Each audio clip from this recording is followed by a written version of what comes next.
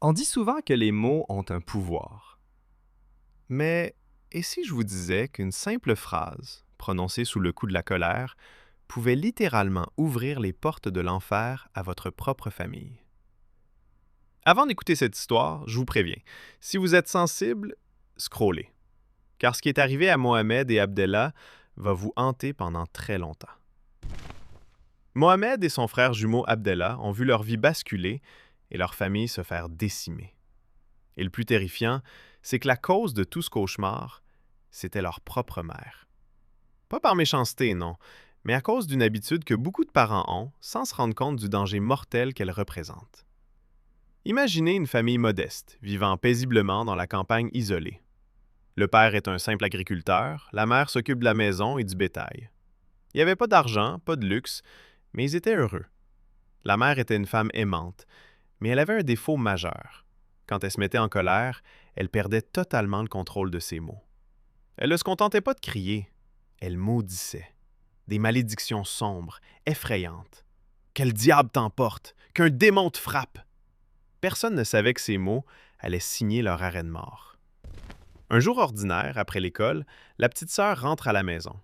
En voulant boire, elle trébuche et brise la grande cruche en argile. Le fracas résonne. La mère accourt, voit le désastre et entre dans une rage folle. Elle hurle sur la petite fille terrifiée et prononce la phrase de trop.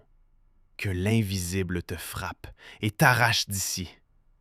À la seconde où ces mots franchissent ses lèvres, la petite sœur s'effondre. Elle tombe lourdement sur le sol couvert d'eau et de débris. Son corps se met à convulser violemment, ses yeux se révulsent, devenant entièrement blancs. Une bave épaisse coule de sa bouche.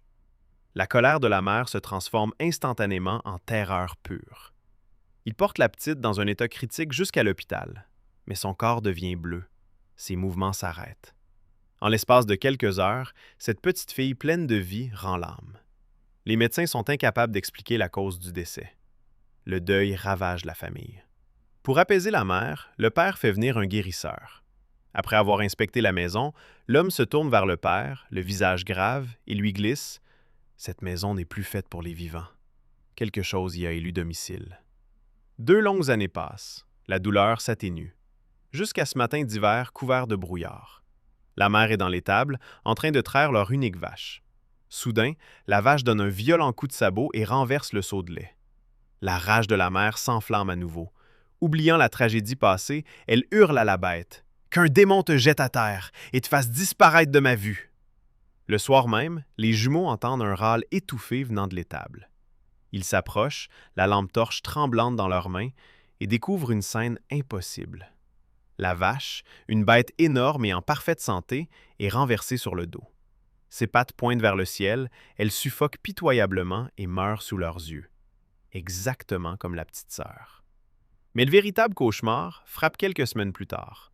Le père rentre du marché avec un sac de provisions. L'autre sœur, la survivante, court l'aider. Mais elle trébuche, le sac se déchire. La mère explose. De nouveau, les mots maudits, la fureur incontrôlable. Le lendemain matin, un hurlement strident déchire le silence de la maison. Toute la famille se précipite dans la chambre de la sœur. Ce qu'ils trouvent va les glacer d'effroi. La jeune fille est allongée, immobile. Sa peau est d'une blancheur cadavérique. Elle est incapable de bouger le moindre membre. Seuls ses yeux, remplis de larmes et de panique, bougent. Elle a fait une attaque cérébrale foudroyante dans son sommeil. Elle est totalement paralysée. Ce jour-là, la mère s'effondre en larmes. Elle avoue qu'elle a fait un rêve terrifiant la nuit précédente. Sa petite fille décédée lui est apparue et lui a dit « Maman, c'est toi qui nous as fait ça. » La mère comprend enfin. Ces malédictions n'étaient pas que des mots. Elle invitait littéralement le mal à s'abattre sur eux. À partir de là, la présence dans la maison ne s'est plus cachée. Une nuit, alors que la famille est regroupée dans le salon, la sœur paralysée se met à pleurer silencieusement. Elle articule avec peine. « Ma sœur, elle est là. Elle nous regarde depuis le couloir. » Soudain, de violents coups résonnent contre la porte d'entrée. Le frère sort inspecter. Il n'y a personne. Juste le vent glacé. Puis, les bruits ont commencé à encercler la maison. Des bruits de pas lourds, des grognements d'animaux monstrueux grattant les murs, Et le pire, la voix de la petite sœur décédée, résonnant de l'extérieur, pleurant dans la nuit. L'horreur atteint son paroxysme lorsqu'une ombre immense, ayant la forme de la vache morte, passe lentement devant la fenêtre du salon. La mère s'évanouit de terreur. Dès les premières lueurs de l'aube, le père a appelé un voisin. Ils ont fui, laissant la maison, les meubles, les souvenirs, fuyant avec les seuls vêtements qu'ils portaient sur le dos. La mère, détruite par la culpabilité, rongée par l'entité qu'elle avait elle-même invoquée, a rejoint sa fille peu de temps après. La famille a été anéantie. L'histoire de Mohamed et Abdella nous rappelle une vérité terrifiante. Votre langue est une arme. Ce que vous dites dans un moment de rage peut inviter des choses que vous ne pourrez jamais renvoyer d'où elles viennent. Prenez soin de vos mots, car dans l'obscurité, quelqu'un écoute toujours. Si cette histoire vous a donné des frissons, abonnez-vous. On se retrouve très vite pour un nouveau cauchemar.